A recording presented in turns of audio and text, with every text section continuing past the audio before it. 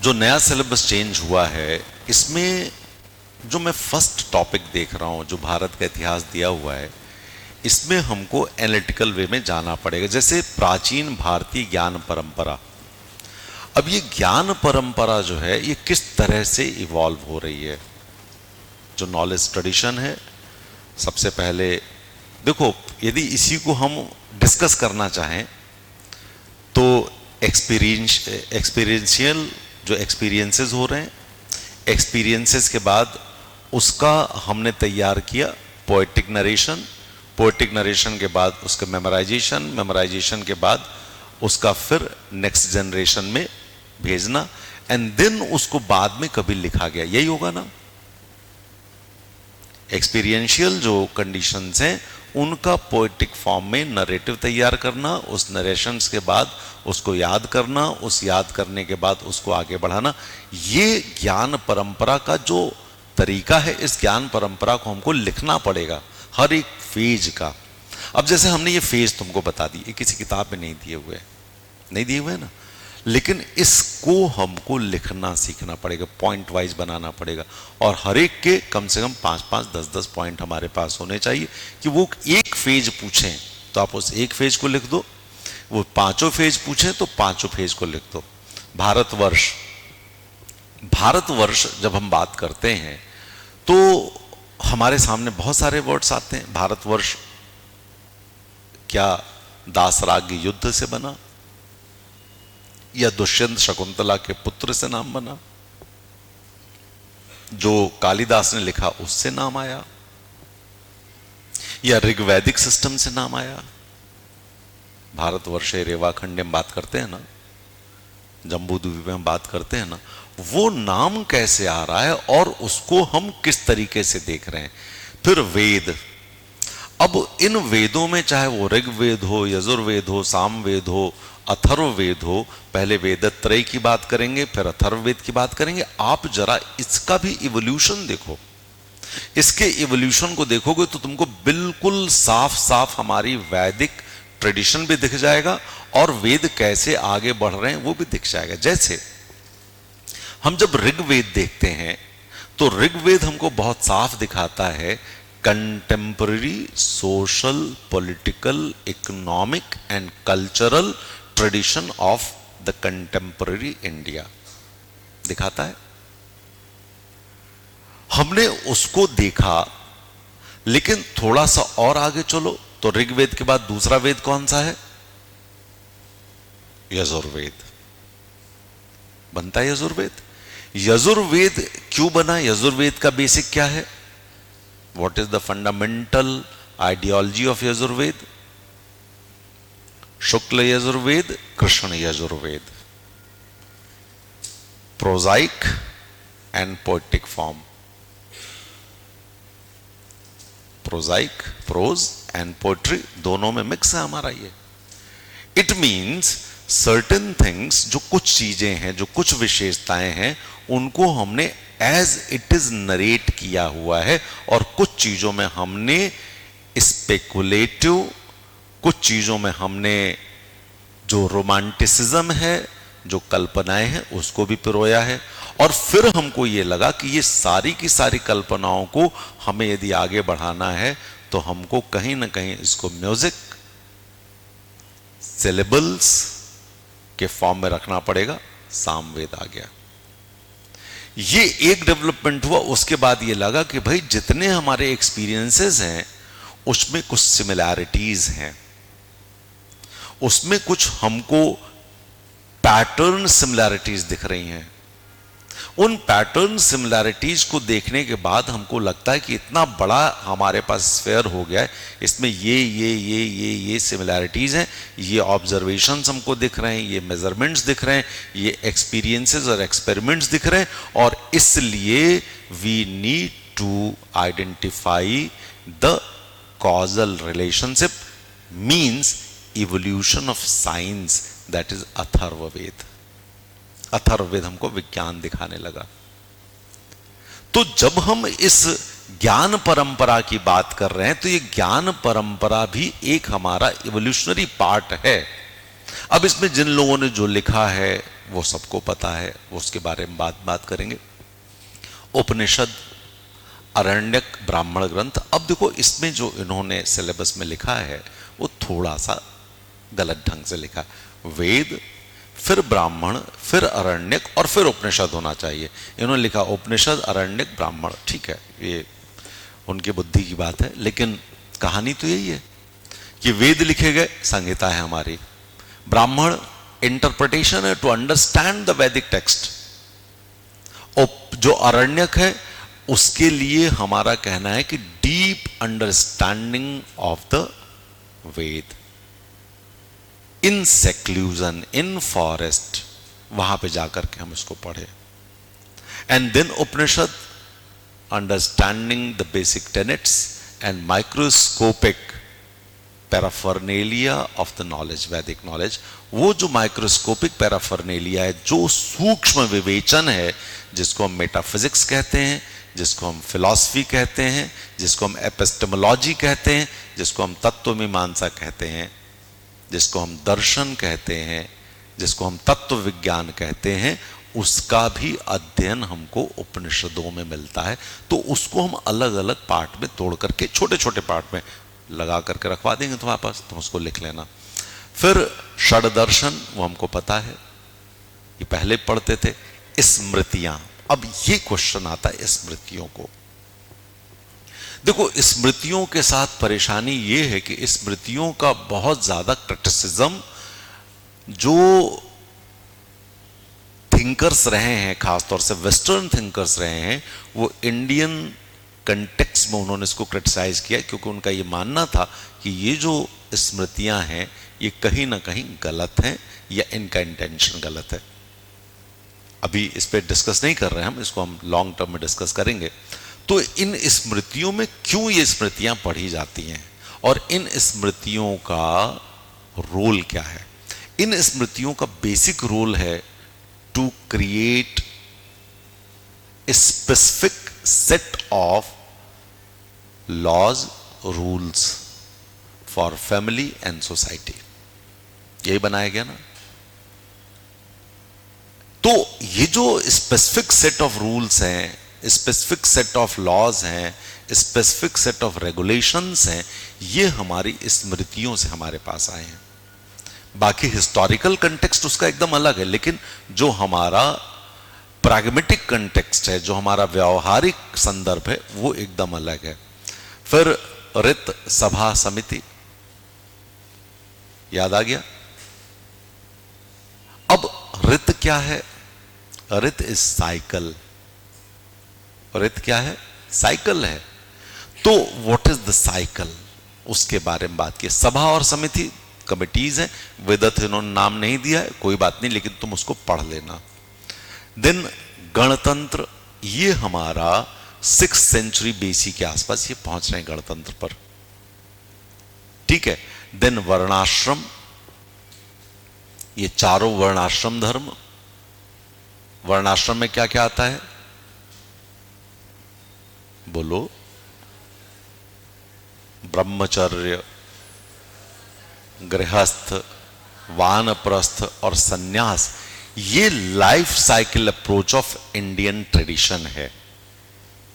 इस life cycle approach में rights हैं, ऑब्लिगेशंस हैं, ड्यूटीज हैं, और ये सबके लिए है। मतलब यहां तक कि हम पृथ्वी से लेकर के वायु तक, हम अपनी चींटियों से लेकर के और बड़े जानवरों तक, इसी तरह से हम पौधों के लिए भी, पशुओं के लिए भी, व्यक्तियों के लिए भी, नातेदारों के लिए, रिश्तेदारों के लिए, सन्यासियों के लिए भी हम अपने कर्तव्य को दर्शाते हैं। ये ब्रह्मचर्य में भी है, क्षत्रिय में भी है, ब्रह्मचर्य में भी है, ये गृहस्थ में भी है, ये वानप्रस्थ में भी और सन्यास में भी है। बेसिकली यदि हम डोमेन देखें तो individual, family, society and universal access, ये एकदम पूरा ऐसे बनता है। ये फिगर बनाएंगे हम इसमें। फिर प्राचीन एवं मध्यकालीन भारत के इतिहास की प्रमुख विशेषताएं आपको पता है, घटनाएं, उनकी प्रशासनिक, सामाजिक, आर्थिक व्यवस्थाएं, ये हम लोग पढ़ते रहे पहले भी, अभी भी ये है। भारत की सांस्कृतिक विरासत, इसमें कला प्रारूप, साहित्य, पर्व एवं उत्सव। अब इसमें जितने भी कला प्रारूप हैं, ये सांस्कृतिक विरासत में हमको देखना है। ये एंशियंट से लेकर के मॉडर्न तक हम देखेंगे, ठीक है। साहित्य, पर्व, उत्सव, ये भी हमारे लिए इंपॉर्टेंट है। हर पर्व का अपना अपना तरीका होगा उसको समझने का, करने का। देन 19वीं एवं 20वीं शताब्दी में सामाजिक तथा धार्मिक सुधार आंदोलन, स्वतंत्रता संघर्ष एवं भारतीय राष्ट्रीय आंदोलन, स्वतंत्रता के पश्चात भारत का एकीकरण एवं पुनर्गठन। ये देखो, ये प्री का सिलेबस है।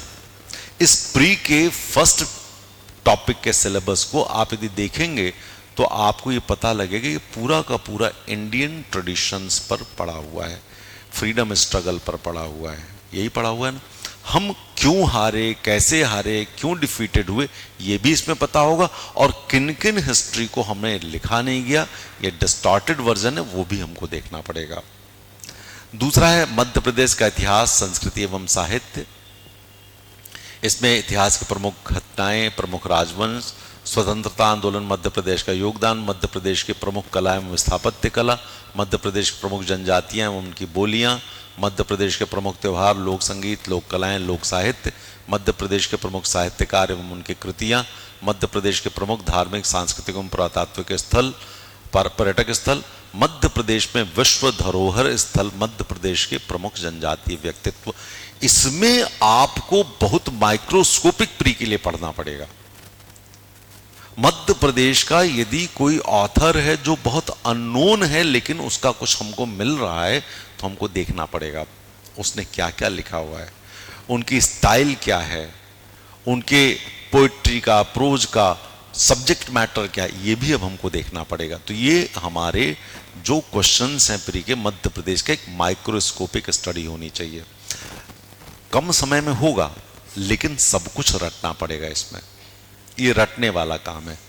फिर भारत का भूगोल, पर्वत, पहाड़ियां, पठार, नदियां, झीलें, ये सब कुछ हमारे पास है। लेकिन इन्होंने देखो कुछ चीजें डाल दी, अल नीनो, ला लीना, सदर्न ऑसिलेशन या दक्षिणी दोलन, पश्चिमी विक्षोभ, वेस्टर्न डिस्टर्बेंसेस, जलवायु परिवर्तन के परिणाम। ये प्री में तो बहुत सरल है, मतलब कुल मिलाकर के जलवायु घटनाएं यदि ये देखा जाए तो ये आधे घंटे में सब निपट जाएगा, बहुत टाइम नहीं लगेगा। लेकिन इसमें यह वेस्टर्न डिस्टर्बेंसेस ओरिजिनेट कहां से होते हैं, जो वेस्टर्न डिस्टर्बेंसेस आते हैं उसकी दो ब्रांचेस हो जाती है हिमालय के पास, एक नॉर्थ ऑफ हिमालय चली जाती है, एक साउथ ऑफ हिमालय चली जाती है। जो साउथ ऑफ हिमालय है वो इंडिया में आती है, नॉर्थ ऑफ हिमालय उधर चली जाती है चाइना की तरफ।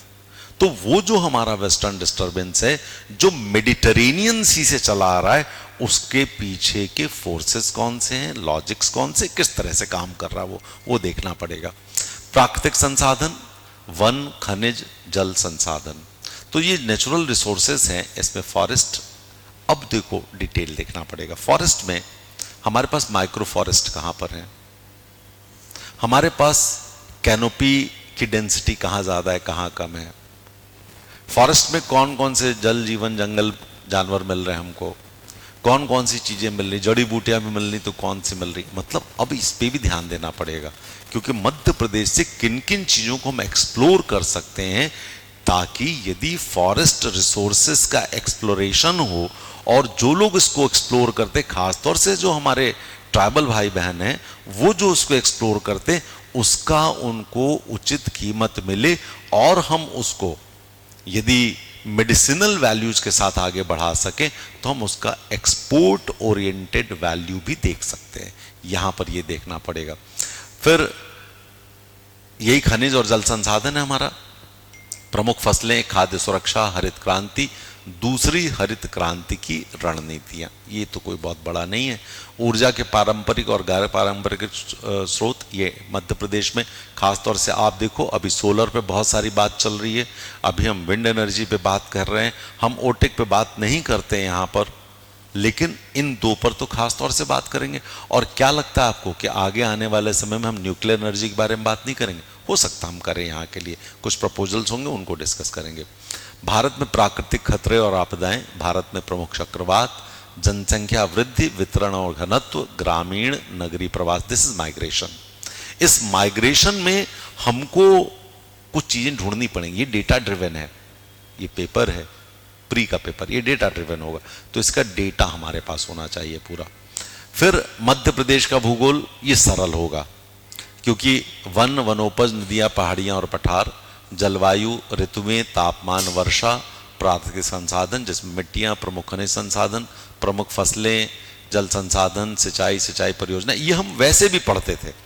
तो जैसे ऊर्जा के पारंपरिक और गैर पारंपरिक स्रोत हैं, जब हम इंडिया का पढ़ रहे हैं तो उस समय मध्य प्रदेश का भी पढ़ लेंगे, कोई बहुत बड़ा इशू नहीं है। यही सेम जो इंडिया में दिया हुआ वही मध्य प्रदेश में दिया हुआ है।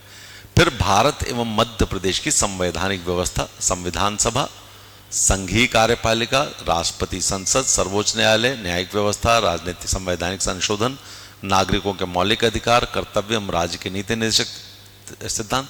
अब देखो इन्होंने जो दिया है, मुझे लगता है कि यदि ये कह देते कि संविधान और संवैधानितर व्यवस्था ये देख लिया जाए तो ज्यादा अच्छा। अब इन्होंने दिया संविधान सभा और उसके बाद सीधे सीधे ये बाकी चीजों में चले गए। अरे भाई इसमें बहुत सारी चीजें छूट रही हैं आपसे, आप मौलिक अधिकार, कर्तव्य ये सब ऊपर दे देते। सीक्वेंस तो ठीक कर लो, इसका सीक्वेंस ठीक नहीं किया, लेकिन कोई बात नहीं, हमको जो पढ़ना है उन्होंने स्पेसिफाई कर दिया, स्पेसिफाई कर ले, लेकिन इस पे उन्होंने प्रियम्बल नहीं दिया हुआ है, आप देख रहे हैं। लेकिन प्रियम्बल पढ़ना, और इसको पढ़ते समय मेरा ये कहना है कि जितने भी हमारी डॉक्ट्रिन्स है उसको जरूर पढ़ लेना। अब डॉक्ट्रिन्स के समय आ गया कि डॉक्ट्रिन्स पूछे जा सकते हैं, ठीक है। फिर भारत एवं मध्य प्रदेश की अर्थव्यवस्था। अब इसमें जरा देखो, भारतीय अर्थव्यवस्था में मध्य प्रदेश की वर्तमान स्थिति हर तरीके से देखना पड़ेगा हमको। मध्य प्रदेश की जनसंख्या व मानवीय संसाधनों का विकास, शिक्षा, स्वास्थ्य एवं कौशल, सतत विकास लक्ष्यों में मध्य प्रदेश की प्रगति इंपॉर्टेंट है ये हमारे लिए। जो सस्टेनेबल डेवलपमेंट गोल्स है उसमें हम कहां तक पहुंचे हुए हैं। फिर मध्य प्रदेश में कृषि उद्योग, एमएसएमई एवं अधोसंरचना का विकास। एमएसएमई का मतलब micro, small and medium enterprises. और आत्मनिर्भर Madhya Pradesh, one district one product, ये अभी पहले भी पढ़ रहे थे। देन आईपीआर की प्रगति, इंटेलेक्चुअल प्रॉपर्टी राइट्स कहाँ तक हम लेके जाए हैं। नवीन प्रवृत्तियां, कृषि उद्योग एवं सेवा क्षेत्र, वित्तीय संस्थाएं। ये सबसे अच्छी बात है, इन्होंने एकदम स्ट्रेट दे दिया है, RBI, commercial banks, SEBI, NBFCs. फिर भारत की विदेश व्यापार की नीतियां, G20, सार्क तथा आसियान। ये जो दिया हुआ है इन्होंने 3 ही दिए, लेकिन हमको और भी देखने पड़ जाएंगे, ठीक है। फिर विज्ञान, पर्यावरण और स्वास्थ्य। विज्ञान की प्रमुख शाखाओं का प्रारंभिक ज्ञान, ये इसका मतलब आपका फिजिक्स, केमिस्ट्री सब कुछ शामिल है, जूलॉजी, बॉटनी, बायोकेमिस्ट्री सब शामिल है इसमें। भारत के प्रमुख वैज्ञानिक संस्थान एवं उनकी उपलब्धियां, ये एक पूरी टेबल बनेगी और उसको रटा जाएगा प्री के लिए। जितने हमारे इंस्टीट्यूशंस हैं, उपग्रह एवं अंतरिक्ष प्रौद्योगिकी, अंतरिक्ष विज्ञान के क्षेत्र में भारत की उपलब्धियां, मानव शरीर संरचना। अब देखो ये मानव जो शरीर संरचना है ये भी हमारे लिए बड़ा इंपॉर्टेंट है। अब आपको पूरी तरह से पढ़ना होगा।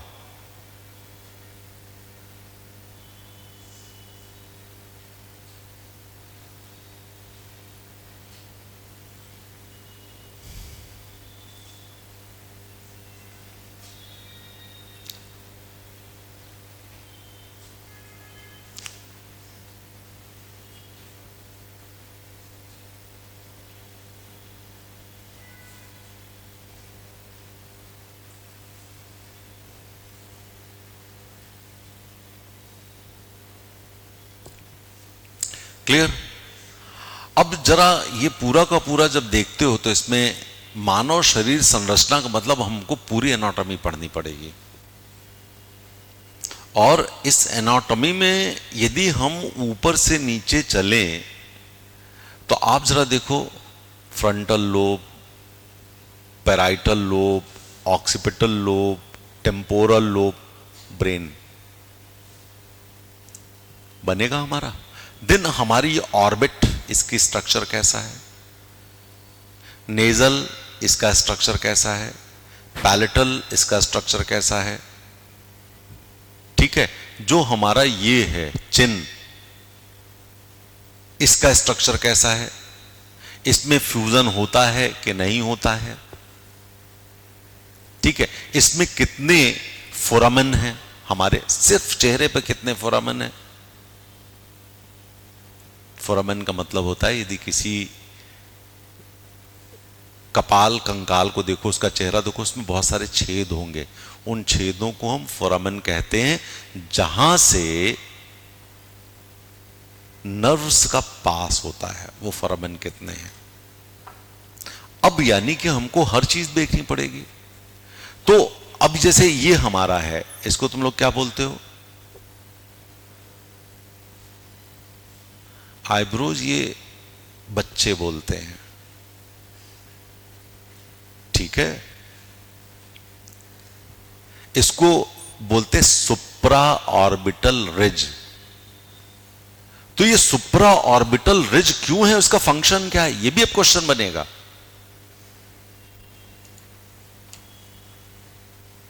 ये भी क्वेश्चन बनेगा, ठीक है।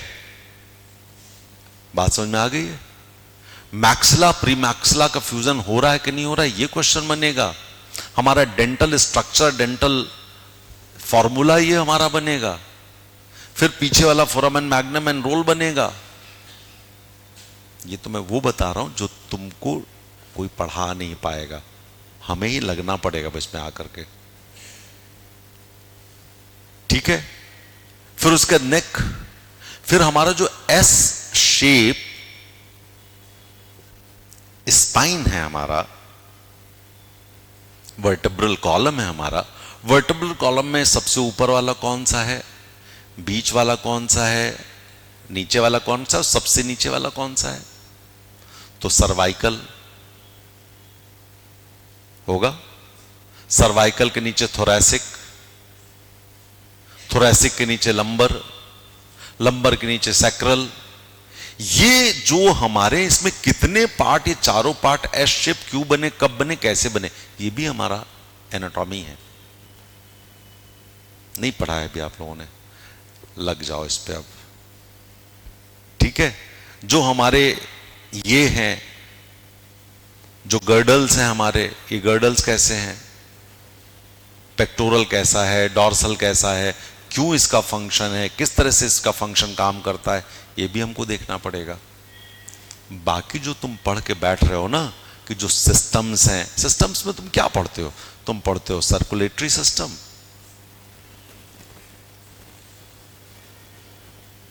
पढ़ते हो कि नहीं पढ़ते हो। तुम अपने लंग्स वाला न्यूमेटिक पढ़ लेते हो, तुम एक्सक्रीटरी सिस्टम पढ़ लेते हो, तुम प्रोक्रिएशन के सिस्टम पढ़ लेते हो, वो सब सिस्टम पढ़ते हो। लेकिन बाकी सिस्टम्स भी हैं जिनको अब हमें ध्यान देना पड़ेगा। देन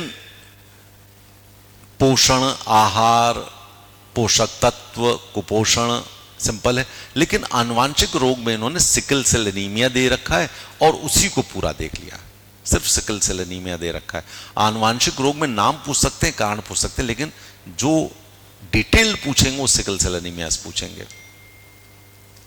अब सिकल सेल अनीमिया में लिए फादर इंपॉर्टेंट है, मदर इंपॉर्टेंट है, दोनों इंपॉर्टेंट है। कहां से आ रहा है, सिकल का मतलब वो हंसिए के शेप का जो बन जाता है रेड ब्लड सेल, वो ऑक्सीजन की कैरिंग कैपेसिटी कम हो जाती है, इसकी वजह से ब्लड वॉल्यूम भले ही बढ़ाओ लेकिन ऑक्सीजन नहीं मिल पाता है।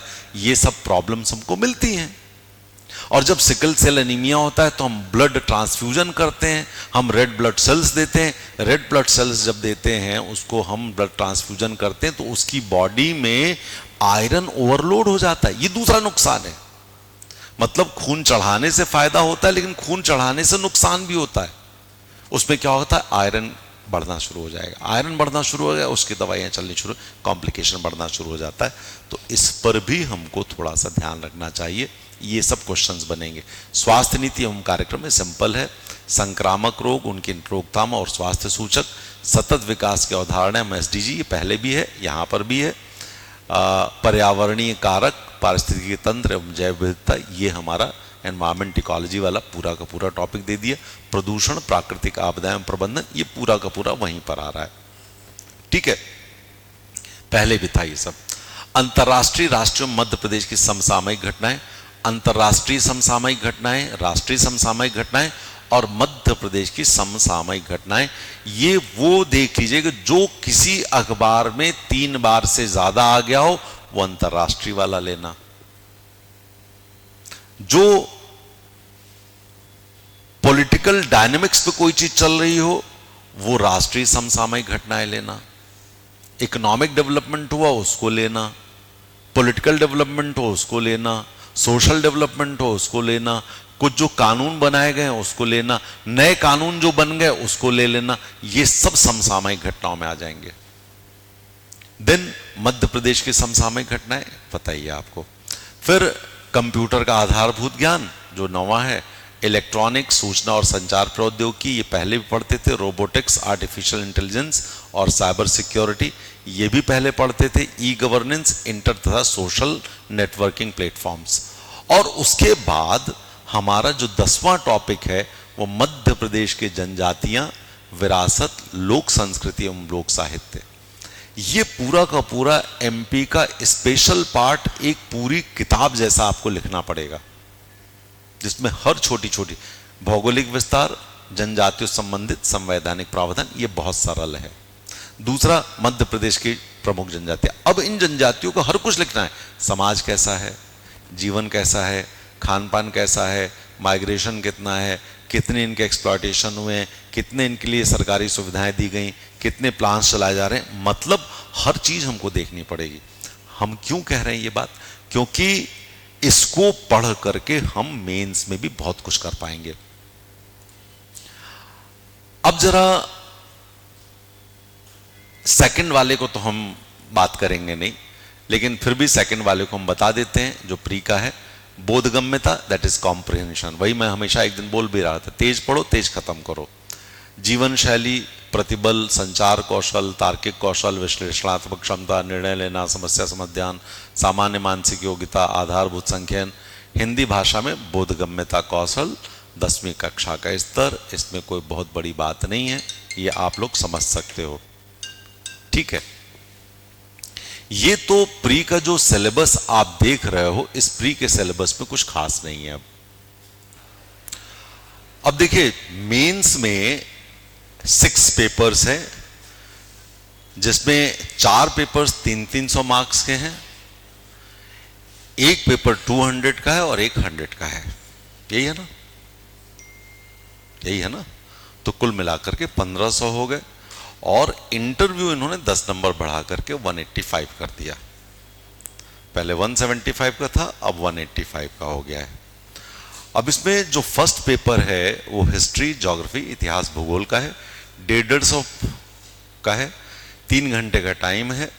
सेकंड पेपर में पॉलिटिकल साइंस और सोशियोलॉजी है, ध्यान रखिएगा वर्ड क्या दे रहे हैं, पॉलिटिकल साइंस एंड सोशियोलॉजी, 3 घंटे का है। देन थर्ड पेपर में इकोनॉमिक्स है, अर्थव्यवस्था नहीं लिखा है इन्होंने, अर्थशास्त्र लिखा है। बहुत ध्यान से सुनिएगा, वर्ड्स पे ध्यान देना है।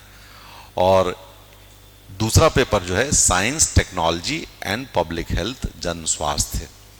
फिर फोर्थ पेपर जो है वो 2 पार्ट फिर से है इस बार, दर्शन शास्त्र, फिलॉसफी, मनोविज्ञान, साइकोलॉजी, लोक प्रशासन, पब्लिक एडमिनिस्ट्रेशन और केस स्टडी। फिर इसका जो पार्ट बी है वो उद्यमिता, एंटरप्रेन्योरियल स्किल्स, एंटरप्राइजेस पे है, प्रबंधन, मैनेजमेंट, व्यक्तित्व विकास, पर्सनालिटी डेवलपमेंट और केस स्टडी। ये बहुत अच्छा पेपर हो गया। और इसके बाद 5th पेपर सामान्य हिंदी और व्याकरण, और 6ठा पेपर हिंदी निबंध और प्रारूप लेखन, ये हो गया 1500 नंबर का। अब इसमें भी जो इन्होंने दिया है थोड़ा सा चेंज किया इस सेटअप को। इन्होंने कहा 15 हम देंगे वेरी शॉर्ट, जो 2-2 नंबर के होंगे, 30 नंबर का ये हो गया। जो लघुत्तरीय था उसको उन्होंने 10 क्वेश्चंस दिए और 7 नंबर का कर दिया, पहले जो 5 नंबर का था। और जो 200 वर्ड्स का था वो उन्होंने कर दिया 10 अंकों का और 200 शब्दों में लिखना है। अब देखो यहां पर 7 नंबर दे रहे हैं 60 शब्दों में और 200 शब्दों पर दे रहे हैं 10 नंबर, यानी कि हमको कहीं ना कहीं अपने को 7 नंबर वाले में थोड़ा सा बेहतर, थोड़ा ज्यादा लिखना पड़ेगा ताकि हम उसमें मैक्सिमाइजेशन कर सकें। इस बार जो उन्होंने पेज दिया था वो एक पेज दिया था, हमें लगता है ये एक पेज फिर से देंगे। इसमें हम चार्ट, पाई डायग्राम, ग्राफ, जो जितने भी रिप्रेजेंटेशंस हैं हमारे, कुछ मॉडल्स एक्स्ट्रा हम लोग बना लेंगे। उन मॉडल्स पे हम काम करेंगे अब, ताकि हम कम शब्दों में ज्यादा बातें कह सकें 70 वर्ड्स में। ये नंबर बहुत दिला के जाएगा।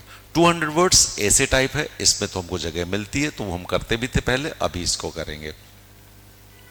और इसी तरीके का दूसरा वाला भी है, लेकिन फोर्थ में इन्होंने कहा कि जो 2 नंबर के वो 16 होंगे, जो 8 क्वेश्चन होंगे वो 7 नंबर के होंगे, लॉन्ग वाले 11 नंबर के होंगे और केस स्टडी 18 नंबर की होगी। ये 150 शब्दों का ऐसे ही दूसरे वाले में भी होगा, ठीक है। इसके अलावा जो हमारा हिंदी वाला पेपर है, हिंदी वाला पेपर में सिर्फ हिंदी में लिखा जाएगा, ये इंग्लिश में नहीं लिखा जाएगा। इसमें निबंध है, ठीक है, और 2 निबंध हैं, एक 1000 शब्दों का, एक 500 शब्दों का, फिर एक प्रारूप लेखन है और एक प्रतिवेदन है, ये 100 नंबर का हो गया। और फिर हमारा जो हिंदी का पेपर था वो 200 वर्ड्स का, 200 मार्क्स का, ठीक है। इसमें इन्होंने कहा है कि हिंदी और व्याकरण होगा, ठीक है, और इसमें प्रश्नों के अंकों का विवरण पाठ्यक्रम में उल्लिखित है, वो उसे आप देख लेंगे।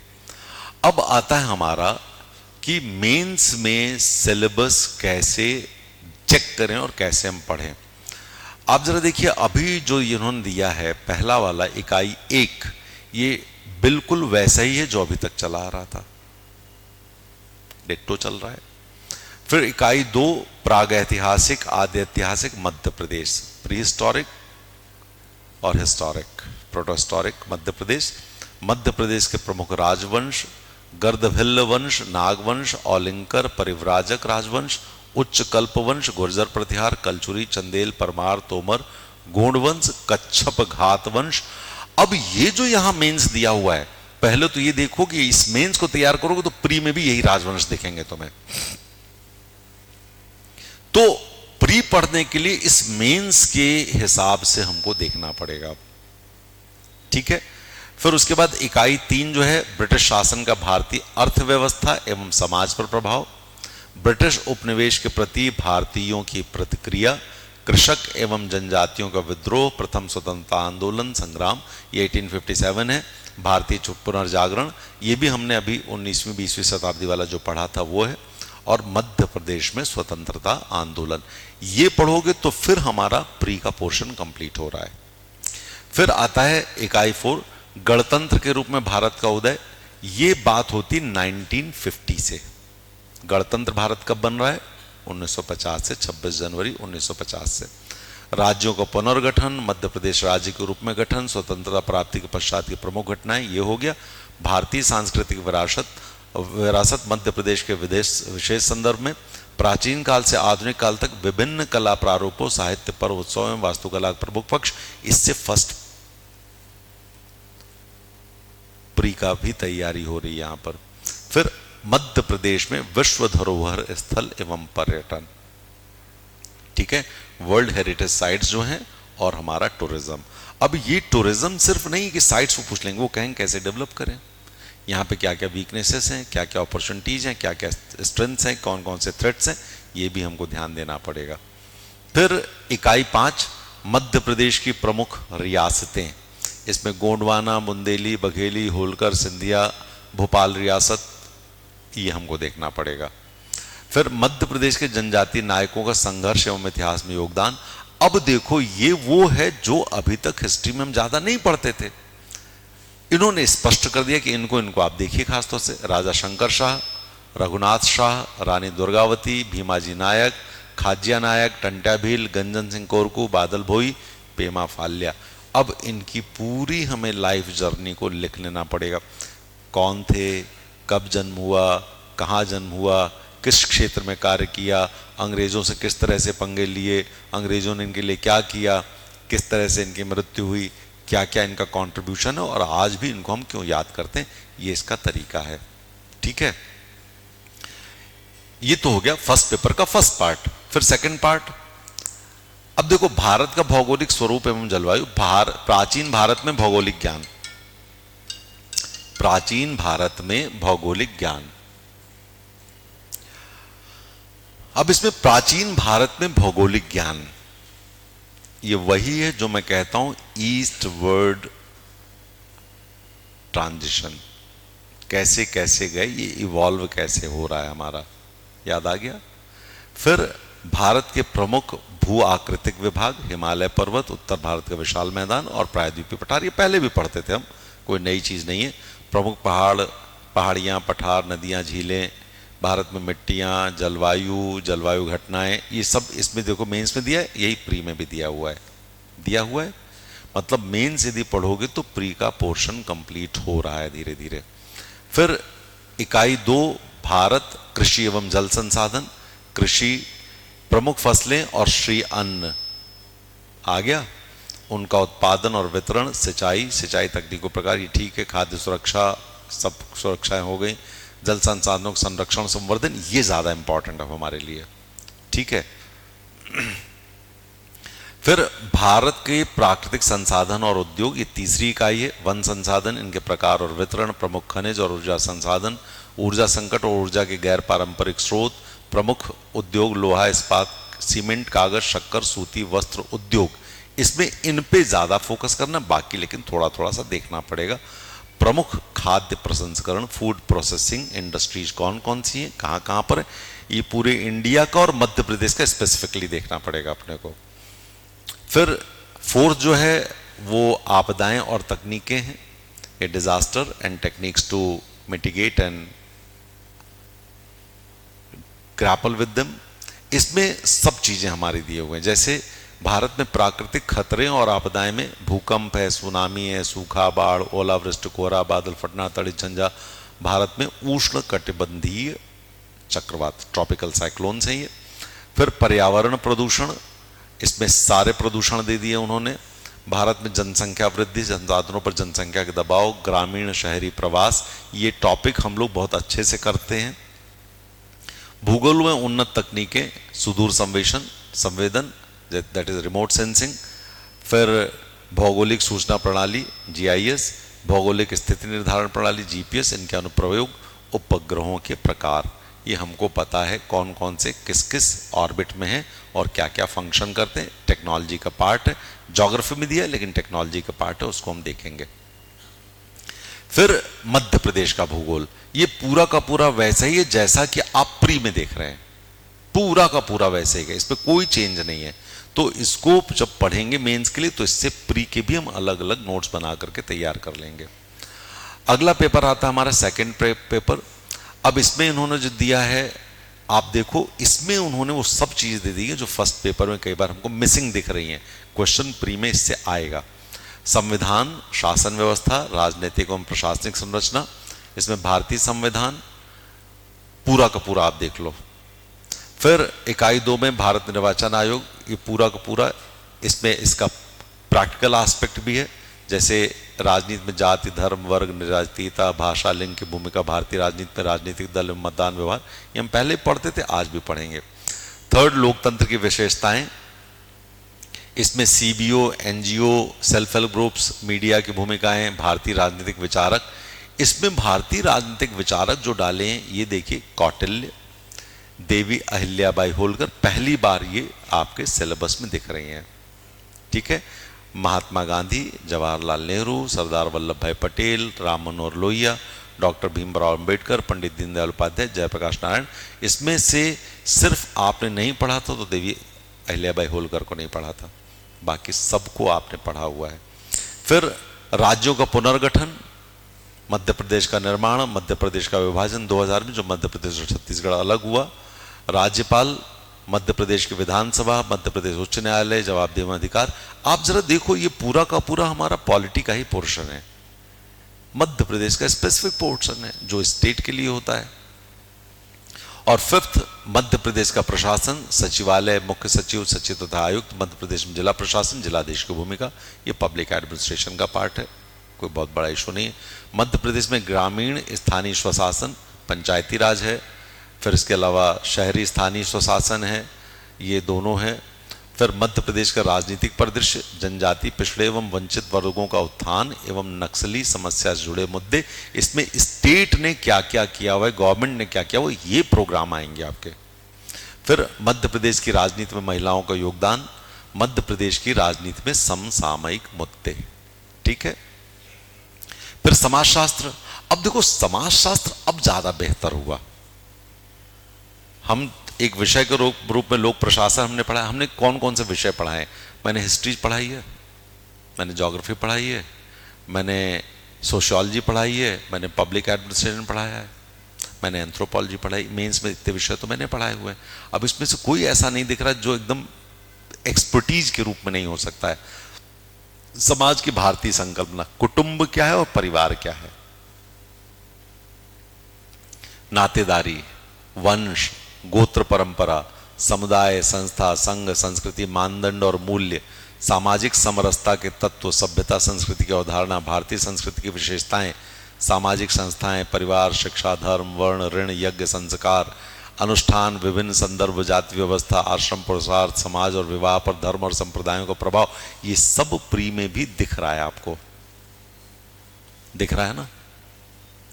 फिर दूसरी इकाई है भारतीय समाज में विविधता और चुनौतियां।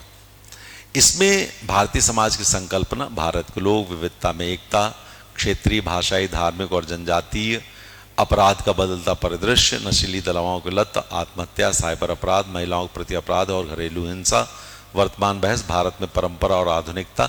ये तो बहुत ही अच्छा क्वेश्चन है कि नहीं है। राष्ट्र निर्माण की समस्याएं, धर्मनिरपेक्षता, बहुलवाद और राष्ट्र निर्माण।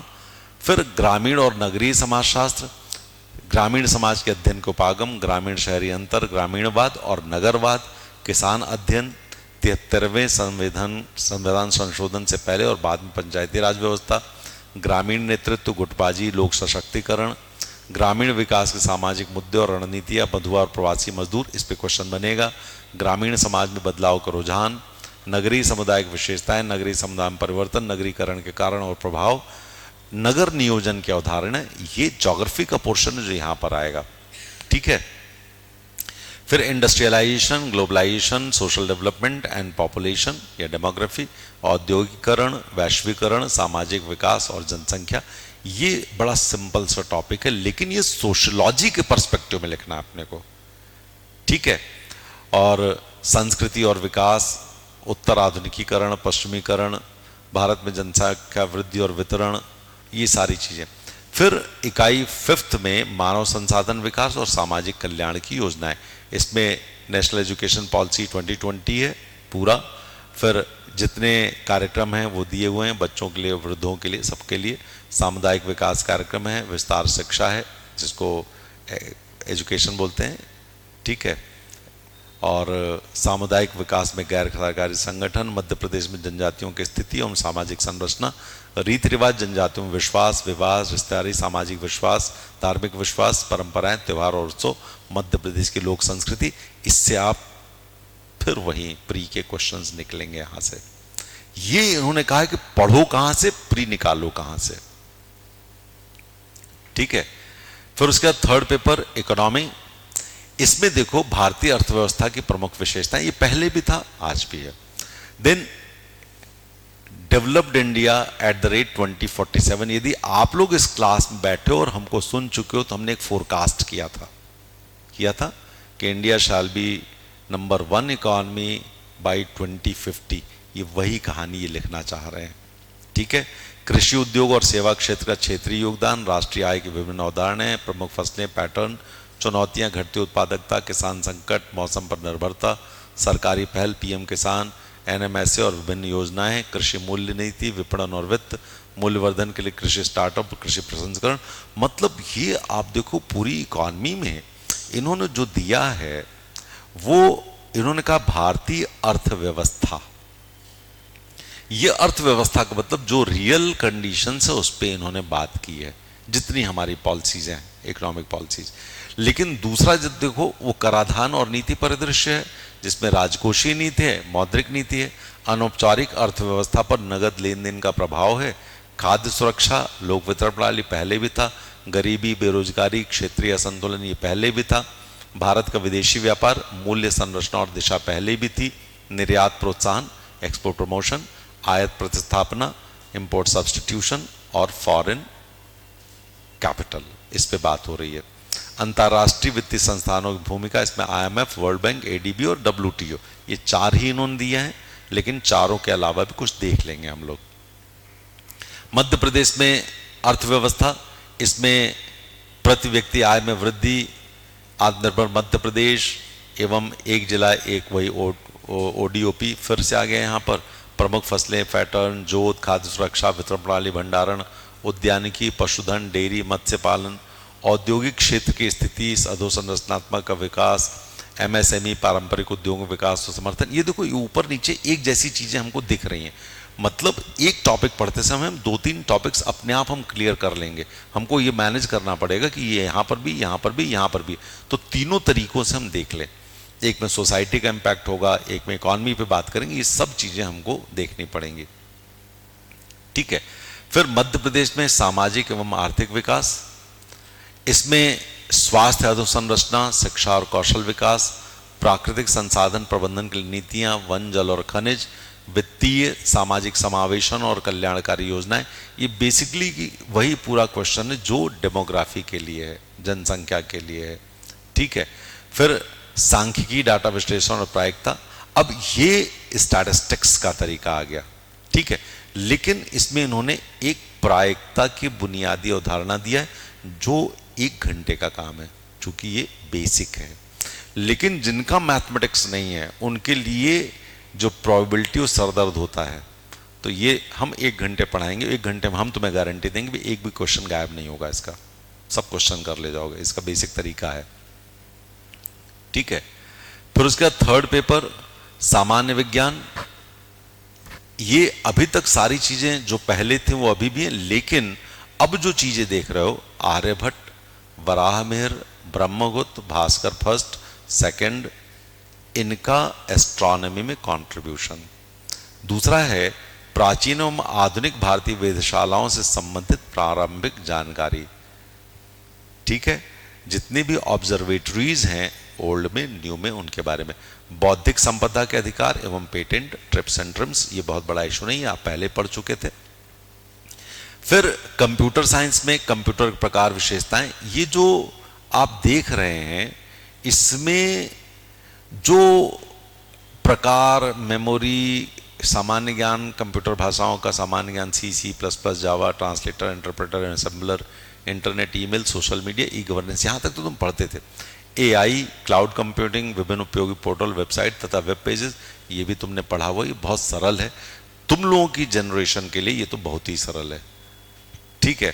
फिर गणितीय विज्ञान, संख्याएं एवं इसके प्रकार, इकाई की मापन की विधियां, समीकरण एवं गुणनखंड, लाभ हानि प्रतिशत, साधारण एवं चक्रवृद्धि ब्याज, अनुपात समानुपात, ज्यामितीय आकृतियों का क्षेत्रफल एवं पृष्ठीय क्षेत्रफल।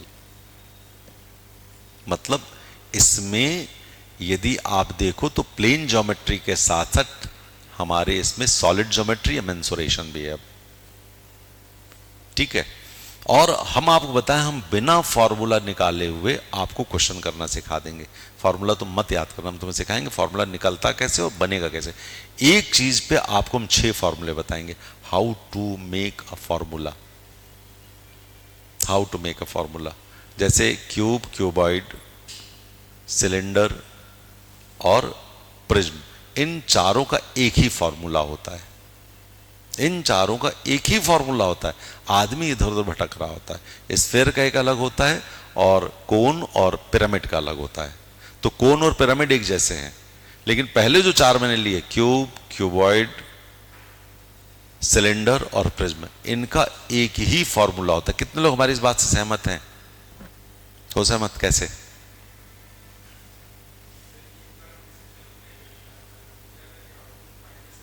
यस,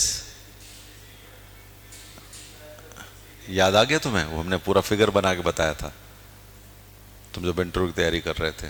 एग्जैक्टली तो ये पूरा ऐसे का ऐसे एक बना दो, पूरा फॉर्मूला तैयार है, तुम्हें कुछ नहीं करना है, सब कुछ ऐसे ही निकल के आ जाएगा।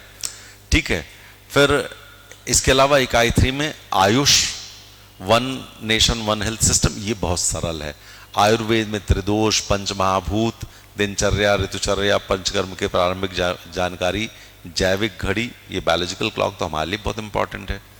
फिर केंद्र, राज्य, जिला एवं ग्राम स्तर पर आयुष सहित स्वास्थ्य प्रशासन, ये पूरा का पूरा। योग में पंचकोश सिद्धांत, अष्टांग योग, षटकर्म, मुद्रा की प्रारंभिक जानकारी, ये पढ़ना पड़ेगा आपको, योग का पढ़ना पड़ेगा। फिर प्राकृतिक चिकित्सा, मिट्टी की, धूप सेवन, जल चिकित्सा के चिकित्सीय प्रभाव एवं प्रकार, ये भी पढ़ना पड़ेगा। षोडश संस्कार, नामकरण, निष्करण, कर्ण वेद आदि का सामान्य ज्ञान एवं इनका वैज्ञानिक महत्व, ये हमने पहले बताया हुआ, इसका वैज्ञानिक महत्व क्या है ये हम पहले पढ़ाते समय बताते हैं, ये क्यों हम करते हैं। ठीक है, फिर इकाई 4 राष्ट्रीय स्वास्थ्य कार्यक्रम, स्वास्थ्य, स्वच्छता एवं बीमारियां, ये पूरा का पूरा हमारा हेल्थ पर है। ठीक है, इसमें ऐसी कोई चीज नहीं जो तुम नहीं पढ़ पाओगे या नहीं पढ़ा है तुमने। फिर इकाई 5 भारतीय परंपरा और संस्कृति में पर्यावरण की अवधारणा, जनपदोध्वंस, वायु, जल, देश, काल की विकृतियां। ठीक है, ये उसके बाद मानव गतिविधियों का पर्यावरण पर प्रभाव, ये हम पढ़ चुके हैं। पर्यावरण संबंधी समस्या, ये भी हम पढ़ चुके हैं। पर्यावरण शिक्षा, ये भी हम पढ़ चुके हैं। पर्यावरण अनुकूल प्रौद्योगिकी, इसके बारे में हमको पढ़ा हुआ है, लेकिन फिर भी हमको अभी इसमें बिल्डिंग स्ट्रक्चर के बारे में बात करनी पड़ेगी, अर्बन प्लानिंग में बात करनी पड़ेगी, रूरल प्लानिंग में बात करनी पड़ेगी, ये क्वेश्चन है।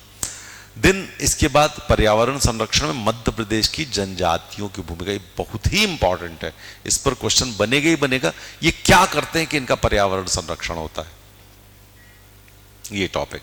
देन सॉलिड वेस्ट मैनेजमेंट, ठोस अपशिष्ट प्रबंधन, ये देख लेंगे। स्वच्छता सर्वेक्षण अभियान, जल सुरक्षा, जल संरक्षण क्षेत्र में किए जाने वाले विभिन्न प्रयास। ठीक है, ये हमारा 3rd पेपर कंप्लीट हो रहा है। अब आते हैं हम 4th पेपर पर।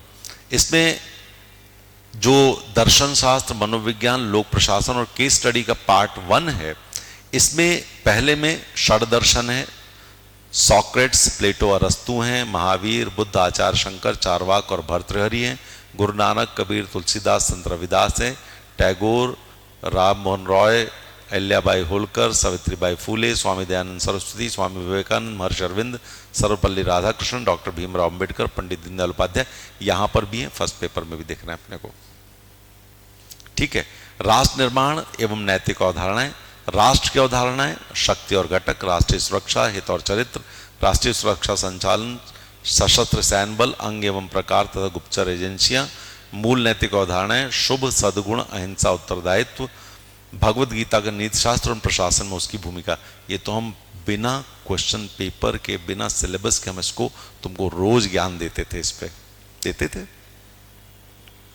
ठीक है, फिर 3rd है मानवीय व्यवहार और मनोचिकित्सा, मनोवृत्ति, अभिक्षमता, सामयिक बुद्धि, व्यक्तिगत भिन्नताएं, मनोविकार और मनोचिकित्सा। ये इसमें मनोविकार मनोचिकित्सा नहीं पढ़ा था, लेकिन इसको हम पढ़ा लेंगे अभी, इसी को तो पढ़ना है अपने को। ठीक है, फिर लोक प्रशासन, नैतिक मूल्य और केस स्टडी। इसके बाद 4th पेपर उद्यमिता, प्रबंधन, व्यक्तित्व विकास और केस स्टडी। इसमें उद्यमिता हम पहले भी, कल शाम को भी हम क्लास में जब यूपीएससी ले रहे थे, हमने कहा उद्यमिता पे काम करना अपने को। क्यों? क्योंकि उसी में फ्यूचर है। अब खैर उसके बारे में बात करेंगे, अभी तो देख लें। तो ये जो उद्यमिता है, इसमें कैसे हम चलाएंगे काम, क्या मतलब होता है। Startup India, make in India, Bharat में उद्यमिता विकास को बढ़ावा देने वाले संस्थान, फैक्चुअल बेसिस है। फिर व्यावसायिक संगठन एवं प्रबंधन, मैनेजमेंट है, परचेज है, मटेरियल मैनेजमेंट है, प्रबंध प्रक्रिया है, संसाधन प्रबंधन, प्रबंध के कार्य, नियोजन, संगठन, निर्देशन, नियंत्रण, ये पोस्ट कॉर्प लिखा है उन्होंने बेसिकली। ठीक है, POC 3 decision making, motivation, leadership और कम्युनिकेशन। ठीक, टाइम मैनेजमेंट और ऑर्गेनाइजेशन, ब्रांडिंग, मार्केटिंग और नेटवर्किंग। ठीक है, फिर प्रशासन प्रबंधन, लोक प्रशासन में प्रबंध के महत्वपूर्ण आयाम, मानव संसाधन प्रबंधन, ये हमने वैसे भी पढ़ाया हुआ है। वित्तीय प्रबंधन, लोक कार्य क्षेत्र में तनाव प्रबंधन, बहुलता का प्रबंधन, प्रशासन, जन प्रबंधन के अवसर में चुनौतियों, आपदा प्रबंधन, ये भी हमारा टॉपिक होता ही होता है। देन समग्र व्यक्तित्व विकास, समग्र व्यक्तित्व हम राष्ट्रीय विकास, व्यक्तित्व विकास के विभिन्न घटक, सफलता की अवधारणा, सफलता प्राप्त करने में बाधाएं, सफलता के लिए जिम्मेदार कारक, ये पूरा सक्सेस मैनेजमेंट है हमारा। ठीक है। फिर असफलता से सीखना, सरकारी योजनाओं क्रियान्वयन और निम्नांकित मुद्दों संबंधित तथ्य और दृष्टिकोण, इसमें नागरिक बोध है जिसको सिविल सेंस बोलते हैं, संस्था के प्रति निष्ठा है, मतदाता जागरूकता कार्यक्रम, यातायात प्रबंधन, नशाखोरी, खाद्य पदार्थों मिलावट, नाइट कल्चर, मूल्य आधारित जीवन और विधिक जागरूकता कार्यक्रम, ये भी इसमें है। ठीक है। मतलब एकदम कंटेम्परेरी टॉपिक्स हैं जो आप रोज देख रहे हो, और इसको बस अच्छे शब्दों में लिखना आना चाहिए। That's it. मॉडल्स अपने पास होने चाहिए, हर एक का मॉडल होगा अपने पास, उस मॉडल को ही हम बना लेंगे। 10 मॉडल, 20 मॉडल, 50 मॉडल बना लो, इन 50 मॉडल में ही पूरा पेपर खत्म हो जाएगा अपना। फिर केस स्टडी है। ठीक है। फिर सामान्य हिंदी और व्याकरण में देखो, इसमें 25-25 क्वेश्चंस हैं, 3 मार्क के, 75। इसमें पहला है रस, अंग और प्रकार। दूसरा है छंद में दोहा, सोरठा, चौपाई। दोहा, सोरठा, चौपाई। जैसे यदि तुम दोहा देखो तो दोहा क्या है? दोहा, तुम सिर्फ तुलसीदास को उठाओ, दोहा पढ़ लो, सिर्फ। कोई दोहा तुम्हें याद है? एक भी दोहा बताओ ना तुम मुझे। श्री आवत जाते, सिल पर पड़त निशान, बिल्कुल ठीक है, ये है। करत करत अभ्यास के, जड़मत होत सुजान, श्री आवत जाते, सिल पर पड़त निशान। अब यदि इसको उल्टा लिख दो तो ये सोरठा हो जाएगा। समझ गए कि नहीं समझ गए? तो कभी भी दोहा और सोरठा और चौपाई तो पता ही तुम्हें, चौपाई में तो कुछ भी ले लो तुम, दिन भर में 100-50 चौपाइयां तो रोज ही पढ़ते होगे। नाथ समुधन भंजन हारा, वही है कोई एक दास तुम्हारा, ये चौपाई है। इसमें नाथ 2, थ 1, गुरु और ह्रस्व होगा कि नहीं हो? ये कितने कितनी मात्रा होते, अंत में 2 गुरु होते हैं, ये चौपाई हो गया। तो दोहा और सोरठा ऑलमोस्ट एक तरीके का है, बस लिखने का अंदाज बदल जाता है। दोहे को आप सोरठे में कन्वर्ट कर सकते हो, सोरठा को आप दोहा में कन्वर्ट कर सकते हो, सिर्फ ऑर्डर बदलना उसका। ठीक है। फिर अब देखो एक चीज देखो, 40 नंबर तो तुम्हारे इंग्लिश के हैं। अब 40 marks, it is 20% of the entire Hindi syllabus English है। जैसे हिंदी से अंग्रेजी, अंग्रेजी से हिंदी 15-15 नंबर का, और मानक शब्द 10 नंबर के, ये 40 नंबर हो गए। फिर संधि समास, मुहावरे और कहावतें, ये 20 नंबर के हैं। फिर विराम चिन्ह वगैरह, ये 20 नंबर का है। पल्लवन 5 अंक का है। ये पल्लवन हम तुम्हें पढ़ाएंगे, अब पल्लवन मैं करवाऊंगा आपको। देन मध्य प्रदेश की प्रमुख बोलियां मालवी, निमाड़ी, बघेली और बुंदेली। इन चारों में बेसिक ध्यान देना है अपने को कि इसमें क्या आम बोलचाल में इसमें कौन कौन से शब्दों का इस्तेमाल हो रहा है। बहुत आप डेप्थ में नहीं जा सकते इसको। ठीक है। संपट पड़ी रही कि नहीं पड़ी रही, दिस इज मालवी। ठीक है। निमाड़ी में कैसे बोलेंगे, समझ में आ रहा है कि नहीं आ रहा है? निमाड़ी कौन है यहां पे? हाँ, समझ में आ रहा हो कि नहीं आ रहा हो? बघेली कौन है? Anybody who is Bagheli? Baghelkhand, Rewa, Satna, Shahdol, Umaria. हाँ, क्या बोलेंगे? समझ में आवा है कि नहीं? ठीक है। और बुंदेली? हाँ, समझ में आ रहा हो कि नहीं आ रहा हो? सिंपल। हमारे यहां तो चारों हैं। हम किसी भी मालवी को बुला के कहेंगे चलो आज मालवी तुम पढ़ा दो। बुंदेली के लिए तो यहां पे ज्यादा होंगे, बुंदेली बघेली बहुत होंगे, यहां पर निमाड़ी बहुत होंगे, मालवी तो खैर है ही है। समझ गए कि नहीं समझ गए? तो अब दूसरे लोगों से इंटरेक्ट करके उनसे बतियाओ कि कैसे बात होती है। और भोजपुरी में कैसे बोलेंगे? हैं? बुझाता कि नहीं के बुझात? थोड़ा सा चेंज है, थोड़ा सा चेंज है, ये भोजपुरी हो गया। चलो खैर, फिर अपठित पद्यांश ये 18 नंबर का है, ठीक है। तो यदि आप इसको देखोगे तो आपको समझ में आएगा। लेकिन इन्होंने जो सबसे बढ़िया काम किया है कि जो 50 शब्दों का निबंध है उसका पूर्व इन्होंने उठा करके टॉपिक ही दे दिया। काम क्या है आपका? आप इन टॉपिक्स पे अपने निबंध तैयार करके अलग रख लो। इसमें जो इस साल आएगा विकसित भारत @2047 आना ही है, आएगा ही आएगा, ये तो बनना ही बनना है इस पे, ठीक है। धर्म आध्यात्म पे आएगा, विश्वग्राम की संकल्पना पर आ सकता है। तो ये अलग अलग टॉपिक्स है। वन नेशन वन हेल्थ पे भी आएगा, क्योंकि ये अभी दिया हुआ है इसमें, सिलेबस में भी है मेंस के, तो इस पे बन सकते हैं, ठीक है। फिर सामाजिक समस्याएं और निदान, वही नाइट पाइट कल्चर जो दिया है ना ऊपर 4th पेपर में, उससे इसके पेपर बन जाएंगे। फिर प्रारूप लेखन, ये तो हिंदी वाला पोर्शन था जो आपको करना है। ये जब सिलेबस हम देखते हैं तो हमको हमेशा ही लगता है इस सिलेबस में सिलेक्शन लेना बहुत आसान है। लेकिन इसके लिए एक ही चीज करनी है, practice practice practice, writing writing writing. फिर से मॉडल तैयार करना, उस मॉडल को कोरिलेशन में लेके जाना और उस मॉडल के हिसाब से अपने को तैयार कर लेना। ये तुम्हारा तरीका होगा, ठीक है।